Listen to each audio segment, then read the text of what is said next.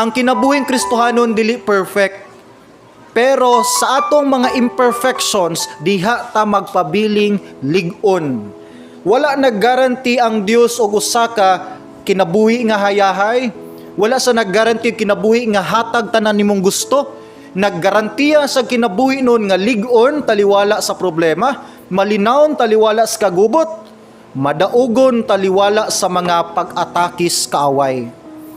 Muna ang mga Bible characters from the Old Testament to sa New Testament, gamay ra kay ang mga tao nga naa sa tag-as nga posisyon. Pila lang, King David, King Solomon, the rest, mananagat, panday, mga gireject sa society, mga tao nga walay grado, ultimo lang nga mga tao, dili dato, walay naabtan. Pero, dato kayo atubangan sa Dios ug nahimong malipayon sa ilahang kinabuhi. Once magkinabuhi ka sa kabubuton sa Dios, naa ka sa pinaka-safety nga dapit. Naa ka sa pinaka-secure nga lugar, naa ka sa pinaka-well-provided nga area sa imuhang kinabuhi. Ang lugar nga naa in line sa will sa Ginoo. Now si Christ ningon siya sa Matthew 22:38 to 39.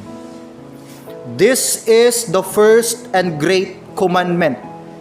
Again, ang akong basahon karon ang greatest commandment nga gihatag ni Christ. Love the Lord your God with all your heart, soul, and mind.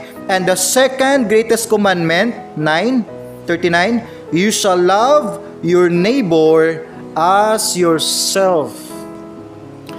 Abi nimo, ang ma-focus na to dinhi ang pag-love lang sa neighbor. Pero kahibalo ba ka, before ka ka-love sa ubang tao, una sa nimong i-love imong kaugalingon. Dili ni selfish nga love samas gitudlo sa secular. So kung giunsa nyo pagtan-aw imong kaugalingon, inana pud ka mutan-aw sa ubang tao. Dili problema kung i-love nimo imong kaugalingon as long in line na siya sa biblical nga standard. Ang pag-love sa imong self, it means nga imong gitagaan og proper nga self-image ba imong kaugalingon ba? Dili ka self-defeated ba? Wa ka nagunahuna og mga butang nga dautan or negative sa imong kaugalingon.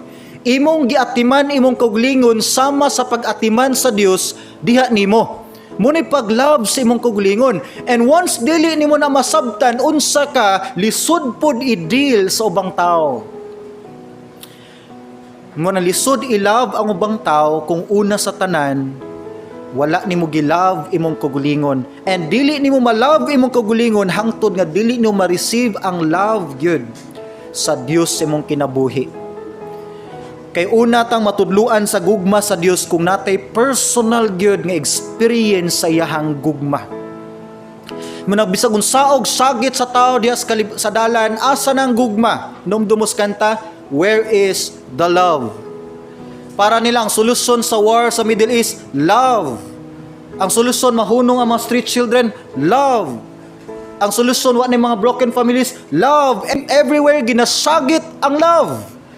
Pero nganong ang tao sige tudlo aware about love? In fact, grabe kayo ka-emotional ang tao sa tibuok kalibutan. Natay Valentine's Day that talks about love. Nay Mother's Day, love. Nay Father's Day, love. Grabe ang education sa kalibutan about love, pero nganong gubot ang kalibutan? It is because lahi ang love standard sa secular ug ang love nga gikan gyud sa Dios.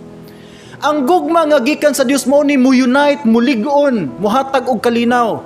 Pero ang love sa secular taman ra ni sa atong hunahuna. Dili gini kasaligan nga mahimong foundation sa ato ang kinabuhi.